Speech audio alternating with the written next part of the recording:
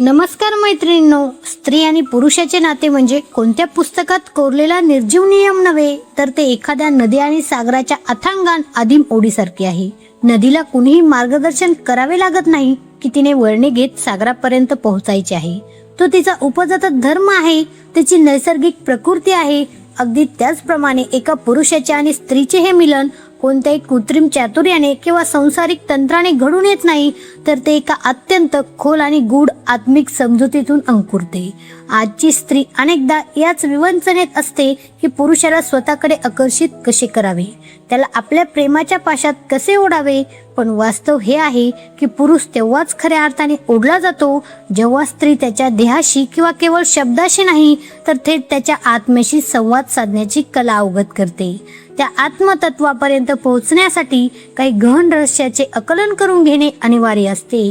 पुरुष म्हणजे काही निर्जीव पाषाण नाही की तुम्ही फक्त धक्का दिला आणि तो मार्गस्थ झाला.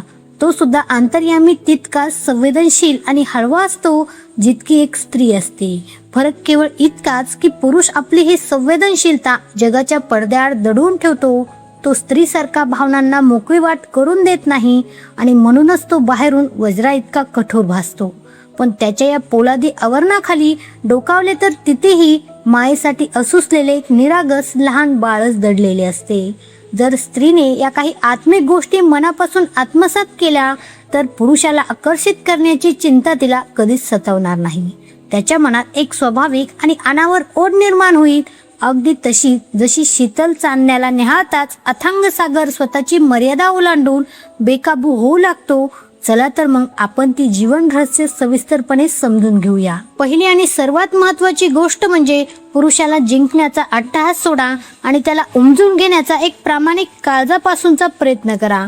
आजची स्त्री अनेकदा हे इभूत पसरते की पुरुष म्हणजे जिंकण्यासाठीचे कोणते रणमैदान नाही आणि प्रेम म्हणजे मिळवलेला कोणताही विजय नाही. जर तुम्ही असा विचार करत असाल की पुरुषाला जिंकायचे आहे किंवा त्याच्यावर हुकूमत गाजवायची आहे, तर ते एखाद्या कोवळ्या उमलणाऱ्या फुलाला बळाने ओढून फुलवण्याचा प्रयत्न करण्यासारखे होईल. असे फूल सुगंध देण्याऐवजी तिथेच कोमेजून तुटून पडेल. पुरुषाच्या अंतर्मनातही एक अर्थ तहान असते, ती कुणीतरी त्याला त्याच्या सर्व दोषांसह समजून घ्यावे. पण दुर्दैवाने या निर्दयी समाजाने त्याला रडणे निषिद्ध केले आहे आणि आपला कमकुवतपणा दाखवण्याची साधी मुभाही त्याला नाकारली आहे.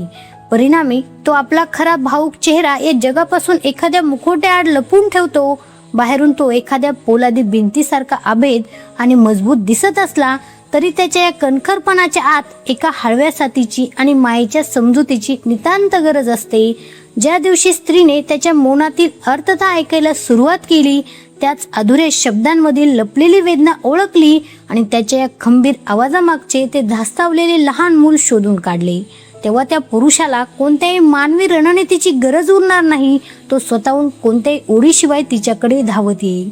समोरच्याला जज न करता तो जसा आहे तसा स्वीकारणे हे समजूतदारपणाचे आणि प्रेमाचे सर्वोच्च शिखर आहे. हे नाते अगदी विस्तीर्ण आकाशाने धरणीला निहाळण्यासारखे आहे. आकाश कधीच धरतीला जाब विचारत नाही की तू हिरवी आहेस किंवा करडी का. ते फक्त तिला आपल्या विशालतेत सामावून घेते आणि त्या सामावून घेण्यातच खरे प्रेम सामावलेले असते. जर स्त्रीने या दिव्य कलेने पुरुषाला समजून घेतले तर त्याला जगात इतर कोणाकडेही जाण्याची गरज उरणार नाही. तो स्वतःहून कृतज्ञतेने तिच्याच मांडीवर आपले सर्व ओझे उतरवून डोके टेकवेल. पण थांबा, केवळ समजून घेणे पुरेसे नाही. पुरुषाच्या मनात प्रेमापेक्षाही मोठी एक भूक असते, जी कदाचित अन्नापेक्षाही तीव्र असते. जर ही एक गोष्ट त्याला घरात मिळाली नाही तर तो पुरुष जगाचा अधिपती असूनही आतून भिकारी होतो. काय आहे ती गोष्ट जी प्रेमापेक्षाही पुरुषाला अधिक प्रिय असते? चला जाणून घेऊया दुसऱ्या निर्णायक मुद्द्यात. दुसरी महत्वाची गोष्ट म्हणजे पुरुषाला केवळ प्रेमाचीच नाही तर सन्मानाची प्रचंड भूक असते. स्त्रीचे हृदय हे प्रेमाचा महासागर आहे. तिला वाटते की फक्त प्रेम दिले किंवा सर्व मिळाले, पण पुरुषासाठी प्रेमाच्या बरोबरीने किंबहुना त्याही पलीकडे आदर तितकाच प्राणप्रिय असतो. तुमचा पुरुष जर तुमच्यावर प्रेम करत असेल तर तो तुमच्यासाठी संपूर्ण जगाशी दोन हात करेल. पण जर त्याला त्याच्याच हक्काच्या घरात आणि स्वतःच्या स्त्रीकडून सन्मान लाभला नाही तर तो पुरुष हळूहळू आतून विझत जातो. प्रेम त्याला ऊब देते हे मान्य, पण सन्मानच त्याला यशाची भरारी घेण्याचे बळ देतो. इथे सन्मान म्हणजे केवळ त्याची अंधस्तुती करणे नव्हे, तर त्याच्या अफाट कष्टाची दखल घेणे, त्याच्या घामाला मान देणे आणि त्याच्या अस्तित्वाचा पूर्णतत्वाने स्वीकार करणे होय. बाहेरच्या क्रूर जगात त्याला पावलोपावली अपमान, तिरस्कार आणि अपयशाचे धाक चटके सोसावे लागतात. अशा वेळी रणांगणावरून थकलेला योद्धा जेव्हा घरी येतो, तेव्हाही जर त्याला टोमणे आणि उपेक्षाच वाटायला आली, तर तो पुरुष पूर्णपणे कोलमडून पडतो. पण जर त्याच्या स्त्रीने त्याच वेळी त्याला हे कृतज्ञतेने जाणवून दिले की काही झाले तरी तू माझ्यासाठी पुरेसा आहेस आणि मला तुझा अभिमान आहे, तर हे शब्द त्याच्यासाठी एखाद्या अमृतासारखे किंवा वरदानासारखे ठरतात. स्त्रीने जर हे मनापासून जाणले की पुरुषाला केवळ शारीरिक जवळीक नको असते, तर त्याला विश्वासाचा स्वीकार हवा असतो, तर तो पुरुष कधीच तिच्यापासून दूर विचलित होणार नाही. तो पुन्हा पुन्हा त्याच ठिकाणी परतेल जिथे त्याला आदराची शीतल सावली लाभते. हे नाते अगदी वृक्षाच्या मुळासारखे आहे. झाड कितीही गगनभरारी घेणारी असो किंवा कितीही मोठी संकटाची वादळी होत, जर त्याची मुळे सन्मानाच्या जमिनीत घट्ट रोवलेली असतील, तरच ते झाड टिकून राहते. पुरुषाच्या अस्तित्वाची मुळे ही स्त्रीच्या सन्मानामध्येच खोलवर रुतलेली असतात. आता तिसरी अत्यंत महत्त्वाची गोष्ट म्हणजे पुरुषाला त्याच्या हक्काची जागा मोकळी द्या. त्याला तुमच्या अपेक्षांच्या पिंजऱ्यात कैद करू नका. प्रेमाच्या प्रांतातला सर्वात मोठा भ्रम हाच असतो की आपण ज्याला मिळवले आहे त्याला मुठीत घट्ट धरून ठेवावे. पण नात्यातले कटू सत्य हे आहे की तुम्ही ज्याला जेवढ्या आवळून धरण्याचा प्रयत्न कराल, तो जीव तितकाच तुमच्यापासून लांब पडेल. पुरुषाचा आत्मा मुळातच स्वातंत्र्याची तीव्र तहान बाळगणारा असतो.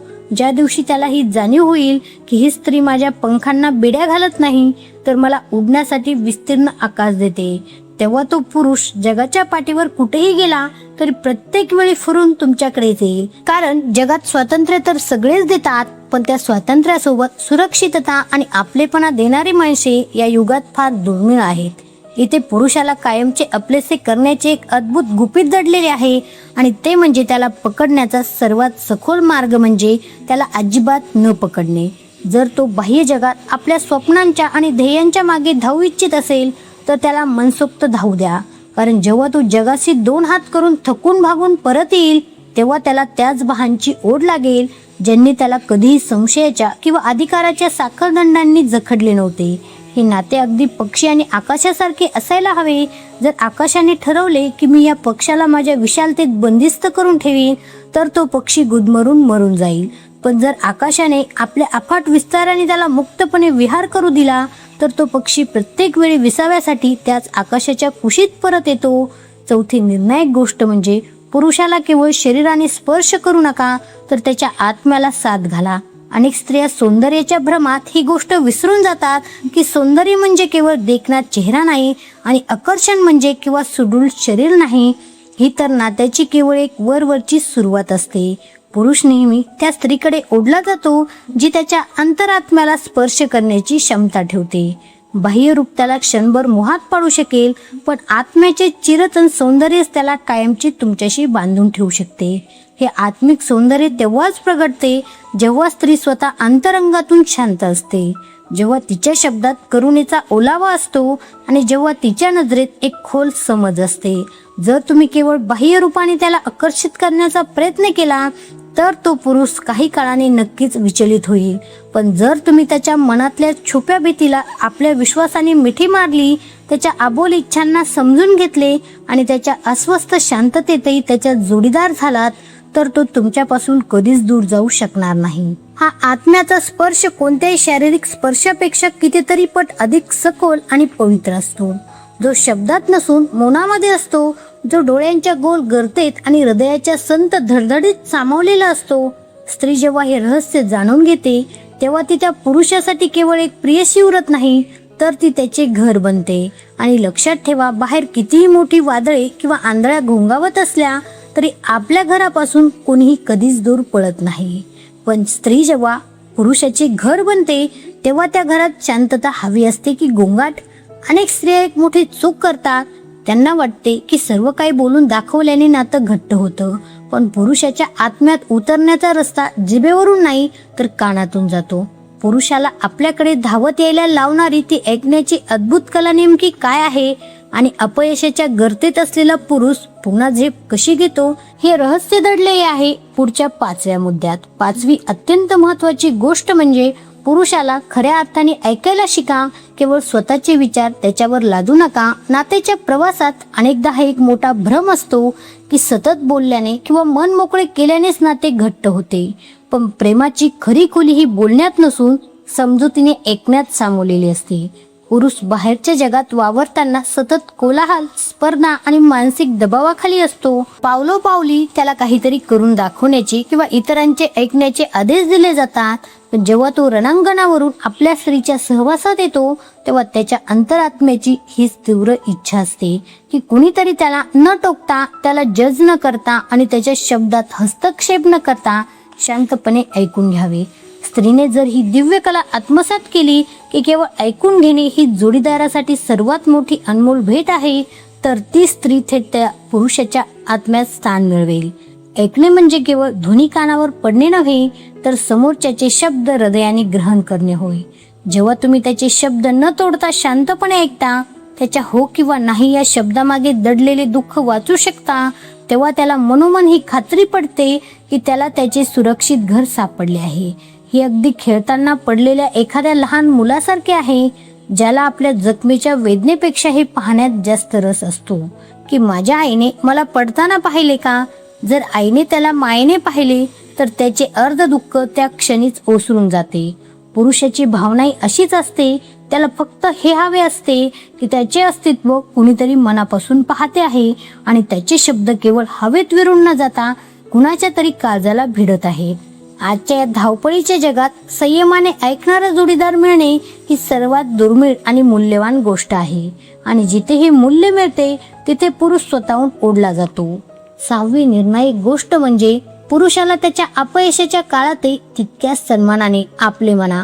सुखाच्या आणि यशाच्या शिखरावर असताना तर जगातील प्रत्येक व्यक्ती सोबत असते, पण जेव्हा पायथ्याशी सर्व काही कोसळत असते तेव्हाच प्रेमाची खरी अग्निपरीक्षा असते.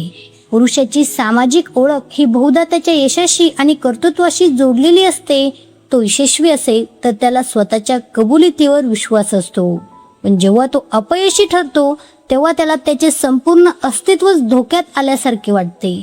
अशा नाजूक वळणावर जर स्त्रीने त्याला टोमणे मारले किंवा त्याच्या उणिवावर बोट ठेवले तर तो पुरुष केवळ बाहेरूनच नाही तर आतूनही पूर्णपणे उद्ध्वस्त होतो. पण जर त्याच वेळी त्याची स्त्री ढाल बनून उभी राहिली आणि त्याला हे सांगू शकली की तुझे हे तात्पुरते अपयश म्हणजे तुझी खरी ओळख नाही, तू या संकटापेक्षा कितीतरी पटीने सामर्थ्यवान आणि मोठा आहेस, तर हे शब्द त्याच्यासाठी एखाद्या संजीवनी मंत्रासारखे कार्य करतात. पुरुषाला जगातील सर्वात जास्त आकर्षण तेव्हाच वाटते जेव्हा कुणीतरी त्याला त्याच्या सर्व कमकुवतपणासह आणि दोषासह बिनशर्त स्वीकारते.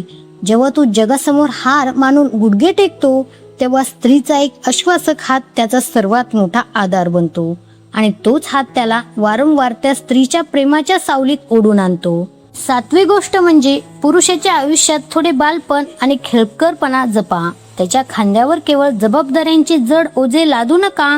मानवी नाती अनेकदा कर्तव्य आणि जबाबदाऱ्यांच्या जाळ्यात अडकून कोरडी पडतात. संसार, समाज आणि कुटुंब या सर्व जबाबदाऱ्यांचा भार वाहत असताना पुरुष आपल्या चेहऱ्यावरील हास्य कधी विसरून जातो हे त्याला कळतही नाही. बाहेरच्या जगासाठी तो एक खंबीर, गंभीर आणि कठोर व्यक्ती असेल, पण त्याच्या अंतरंगात आजही तो छोटा मुलगा दडलेला आहे, ज्याला कधीतरी मुक्तपणे पतंग उडवायचा असतो, विनाकारण हसायचे असते आणि लहान लहान गोष्टीत आनंद शोधायचा असतो. जर स्त्रीने त्याला केवळ हिशोब आणि जबाबदाऱ्यांची आठवण करून दिली तर तो पुरुष हळूहळू थकतो आणि विरक्त होतो. पण जर ती स्त्री त्याला हसण्याची, थट्टा मस्करीची आणि जगण्यातल्या हलकेपणाची जाणीव करून देईल तर तो जगाचा सर्व थकवा विसरून तिच्याच कुशीत विसावा शोधेल. प्रेम म्हणजे केवळ गांभीर्याने जगणे नव्हे, तर प्रेम म्हणजे एक निरागस खेळ आहे. जेव्हा स्त्री आपल्या पुरुषासोबत लहान लहान खोड्या करते, त्याच्यासोबत निरागसपणे हसते, तेव्हा तो पुरुष आपल्या आतल्या बालपणाला पुन्हा एकदा जिवंत करतो. आणि ज्या स्त्रीने त्याच्यातल्या त्या लहान मुलाला जपले तो पुरुष कायमचा तिचाच होऊन जातो. 8वी आणि सर्वात गूढ गोष्ट म्हणजे पुरुषाला ईश्वरासारखे पूजू नका, तर त्याला एक माणूस म्हणून प्रेम करा. स्त्रिया अनेकदा 2 टोकाच्या चुका करतात. एकतर पुरुषाला सततच्या टीकेने आणि टोमण्यांनी खाली पाडतात किंवा त्याला थेट देवाच्या सिंहासनावर बसून पूजू लागतात. परंतु या दोन्ही स्थितीत नात्याचा समतोल बिघडतो. पुरुषाला जर तुम्ही देव बनवले तर त्याच्यावर सतत आदर्श राहण्याचे असह्य दडपण येते आणि जर त्याला कमी लेखले तर त्याचा स्वाभिमान तुटतो. त्याला त्याच्या मर्यादांसह, त्याच्या मानवी चुकांसह आणि त्याच्या अपूर्णतेसह स्वीकारा. हे अगदी आकाशातील चंद्रासारखे आहे. चंद्रावर डाग आहेत पण ते डागच त्याला अधिक देखणे बनवतात. जर स्त्रीने पुरुषाला या नजरेने पाहिले, अपूर्ण तरीही सुंदर, तर त्या पुरुषाला आयुष्यात कधीही दुसरीकडे कुठेही जाण्याची इच्छा होणार नाही. स्त्रीचा हा सहिष्णू स्वीकारक जगातील सर्वात मोठी चुंबकीय शक्ती आहे. शेवटी हे लक्षात ठेवा की प्रेम म्हणजे कोणतेही तांत्रिक तंत्र नाही किंवा कोणताही चमत्कारिक नुसका नाही. प्रेम ही एक प्रवाही ऊर्जा आहे जी स्वतःहून वाहते. फुलाला भुंग्यांना आमंत्रण द्यावे लागत नाही. फुलाचा दरवळणारा सुगंधच त्यांना आपल्याकडे खेचून आणतो. जर स्त्रीने स्वतःमध्ये ही आत्मिक खोली, हा सन्मान आणि हे वैचारिक स्वातंत्र्य निर्माण केले तर पुरुषाला तिच्यापासून दूर जाण्याचे कोणते सबळ कारण उरणार नाही. तो पुन्हा पुन्हा फिरून तिथेच येईल जिथे त्याला त्याचे खरे घर आणि मनाचा विसावा लाभेल. नदीला कोणीही मार्ग दाखवत नाही किंवा साथ घालत नाही, तरी ती आपला रस्ता शोधत अथांग सागरापर्यंत पोहोचतेच. जर तुमचे प्रेम प्रामाणिक, पारदर्शक आणि सखोल असेल तर तुमचा पुरुष स्वतःहून तुमच्या आयुष्याच्या प्रवासात परत येईल. कारण प्रत्येक पुरुष आपल्या आयुष्यात अशाच एका आश्रयाच्या शोधात असतो जिथे त्याला स्वतःला बदलण्याचा अट्टहास कोणी करणार नाही, तर जिथे त्याच्या आत्म्याला खऱ्या अर्थाने वंदिले जाईल. तुमची ही आत्मिक ओढच तुमच्या नात्याचे सर्वात मोठे संचित असेल. व्हिडिओ कसा वाटला कमेंटमध्ये नक्की सांगा. व्हिडिओ आवडला असेल तर व्हिडिओला लाईक, शेअर आणि चॅनलला सबस्क्राईब करायला विसरू नका. आता भेटू पुढच्या व्हिडिओमध्ये. तोपर्यंत धन्यवाद.